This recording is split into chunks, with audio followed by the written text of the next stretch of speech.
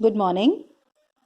So, in this session, we are going to continue with the story Easwaran the Storyteller from your textbook, supplementary reader, I would say, Moments. So, till now, you have read about Easwaran and how he is an asset to Mahendra. So, in the previous videos, you have listened to the story of story that is about the tusker. You started with the story about a woman ghost. So we'll continue with that story. And for that, I want you people to turn to page number 17 of your supplementary reader. So, you have read till now, that on one of the auspicious day, Easwaran, he weaved a story about a ghost. So Mahendra, he chid him for such nonsense stories and told him that there are no such type of stories but are imagination only. So now let's read further and see how much does he believe in the ghost stories. One night, Mahendra was woken up from the sleep by a low moan close to his window. Moan is a crying sound. At first, he put it down to a cat prowling around for mice. Prowling means searching. But the sound was too guttural for a cat.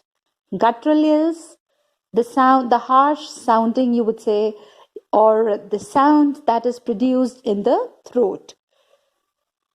He resisted the curiosity to look out lest he should behold a sight which would stop his heart. But the wailing became louder and less feline.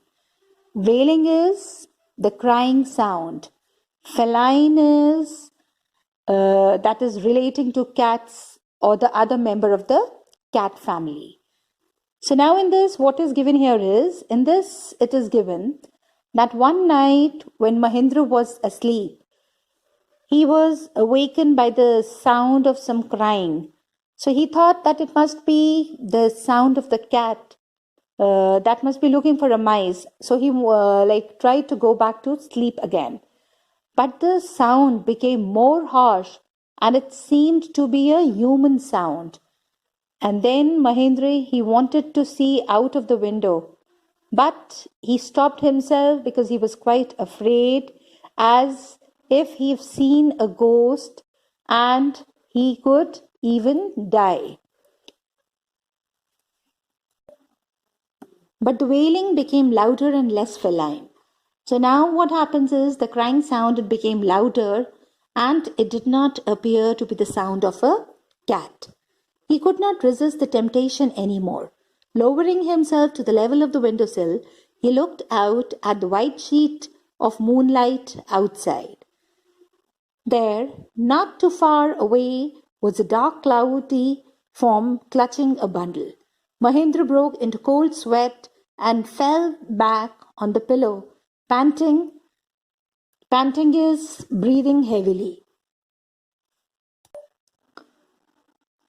As he gradually recovered from the ghastly experience, ghastly is causing horror and fear. He began to reason with himself and finally concluded that it must have been some sort of autosuggestion, some trick that his subconscious had played on him.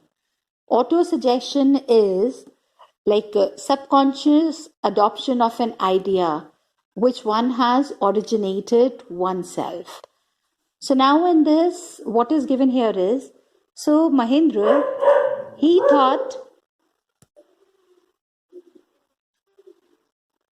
so now what happens is, the crying sound, when it became louder, and it did not appear to be the sound of a cat. So that time Mahendra, he could not stop himself. So what he did was, he bent down and he lifted his head slightly so that he can just peep out. So then, in the white colored moonlight, he saw a ghost and it was holding a bundle in one hand.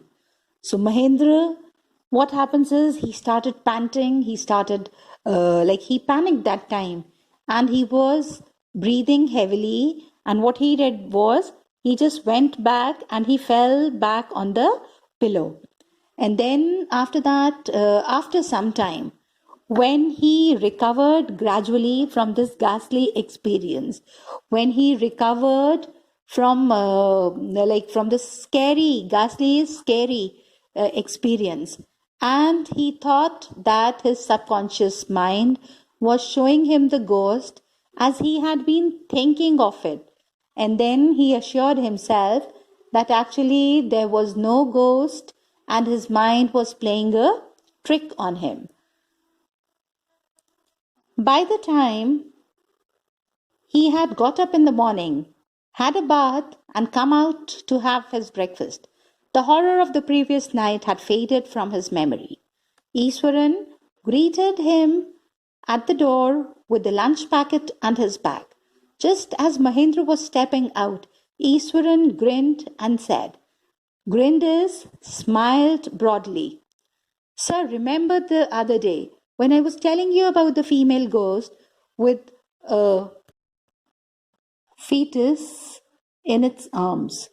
You were so angry with me for imagining things. Well, you saw her yourself last night. I came running, hearing the sound of moaning that was coming from your room. So now what he says is, like when in the morning, Mahendra, he woke up, he took his bath, and then after that, he was ready for the breakfast. And then after that, when he just was having his breakfast, so by that time, he had forgotten the scary, the ghastly experience of the previous night. So Easwaran, what he did was, he greeted him and he just gave him his lunch and his bag. So when in Mahendra, he was about to leave. So that time Easwaran just smiled him and said that the other day Mahendra had told him not to discuss about the ugly ghost, but last night Mahendra himself saw the ghost. So Easwaran, he heard Mahendra cries the previous night, so he could make out that he had seen the ghost. A chill went down Mahendra's spine. He did not wait for Easwaran to complete his sentence. He hurried away to his office and handed in his papers, resolving to leave the haunted place the very next day. So now, in this, resolving is deciding. Handed his papers means resigned. So now, in this, what happens is, Easwaran, he scared Mahendra once again. So he did not hear him, and what he did was, without listening to him, he just went to his office, and there he decided to resign from the job and leave the haunted place. So he could not live there any longer. So he just resigned and he left the job.